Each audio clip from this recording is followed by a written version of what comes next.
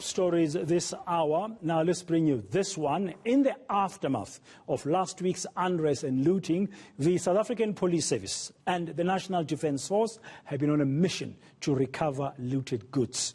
Well, what are the legalities involved here? What are your rights as a citizen?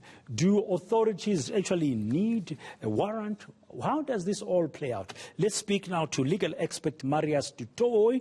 Marius, good afternoon. Welcome to All Angles. So many questions to answer. I just want to start off by using a simple example. Just bear with me for a second.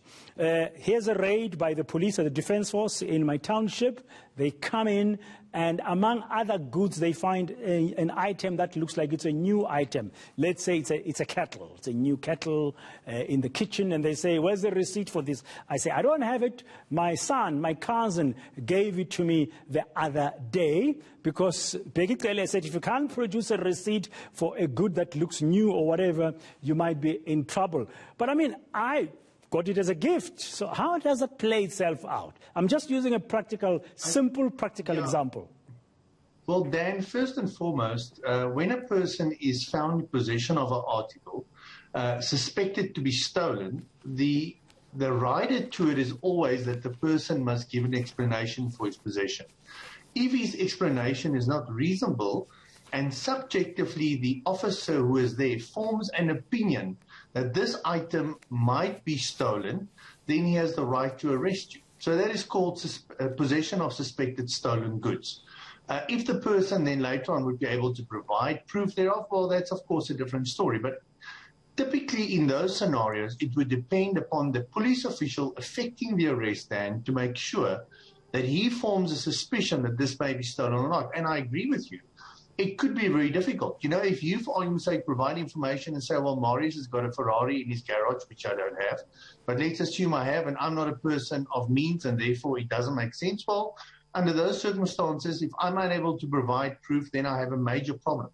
But if you talk about generalized items, if you talk about a kettle that you've referred to, and let's say I'm gainfully employed, then in those circumstances, you would expect the person to be let off the hook in those circumstances. But generally speaking, if I've got 3 fridges in my lounge, I've got a brand new various items in the kitchen, and I'm a person that's unemployed, it's going to be very difficult to provide a reasonable explanation refuting the subjective forming of an opinion that it's suspected to be stolen goods. Okay. Suppose there's a new kettle. Let's stick with that example. And it's beautiful, and I can't produce a receipt. And genuinely, it was given to me by my cousin, by a son. I said, hey, you don't have a kettle. They might have taken it from the mall during the looting, but I have no proof of that. How do then the police are forming the suspicion, as you say, to say, but this is a very new kettle, say, and you are a pensioner, and you haven't even received the extra grant since April because the government has stopped giving the extra 350 rand. We are taking you, but I actually did not physically bring it into my home. It was given. How does that, I mean, do I have rights as a citizen? Do I then need legal support if I can't even get legal support? Well, Dan, essentially, if my version is dependent upon another person's testimony, or another person deposing an affidavit under oath, then me as the investigating officer in those circumstances should immediately investigate it. And that would entail that if you give a plausible explanation and I can easily verify what you are saying, that I shouldn't turn a blind eye and just say, well, I've now formed the suspicion it's stolen, I'm arresting you. Then they should go to that person, find out from that person how he obtained it and on what basis did he give it to me. Because remember, there's another offense as well. It is receiving stolen goods, knowing it to be stolen, or receiving goods of which there's a reasonable suspicion that it's stolen without me providing a reasonable explanation for my possession.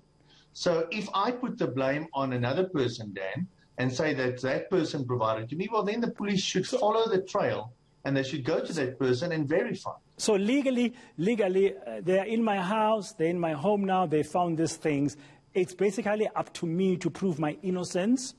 if I was not involved in the looting and these goods are there and they are suspected to have been taken from the nearby mall and I'm claiming they came from somewhere else, I need to make sure that somewhere else they're able to reach that someone else and verify. Other than that, there's no two ways. As long as they form the suspicion that these goods could have been stolen.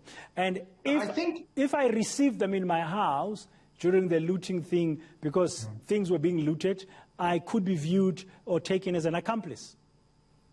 Absolutely. I think one must remember that before you even have to be asked those questions, the police, of course, have to be legally in your premises.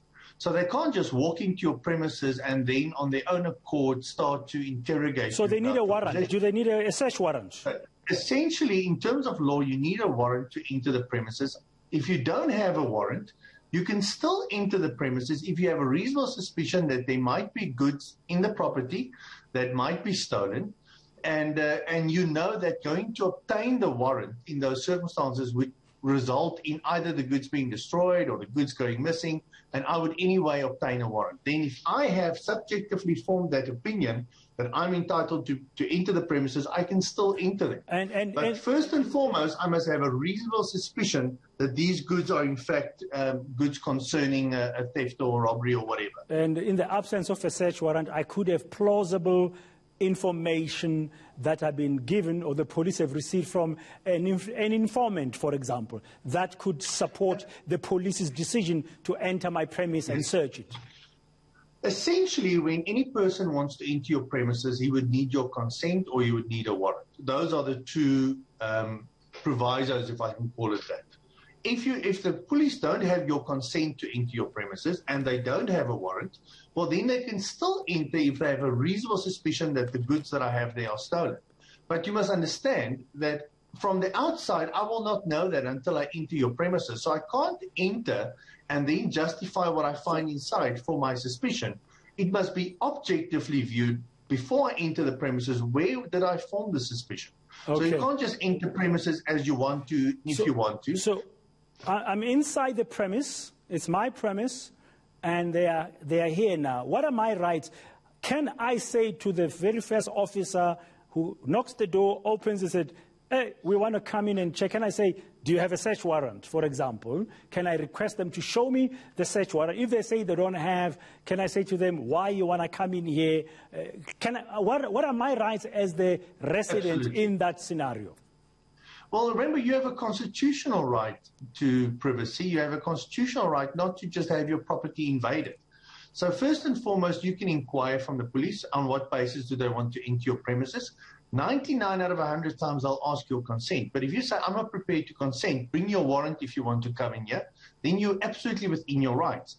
The police official, if he has reasonable grounds, let's assume Marius informed him that Dan has items in his property or in his house that he didn't purchase. That he My new kettle. I have a new kettle. Yeah, then, for argument's sake, then the police would be within their rights to say, well, sir, despite your refusal to give me access, I'm still entitled to come in. If you close your door, I will break your door down because I have the right now to enter the premises and to search. And if I then search based on that belief, and I then find items in the property, and now suddenly I believe you've perpetrated an offense and these items may supply proof to that effect, then I can ask you for your explanation. Yeah. If you're unable to provide an explanation which is reasonable in the circumstances, then I'm entitled to arrest you.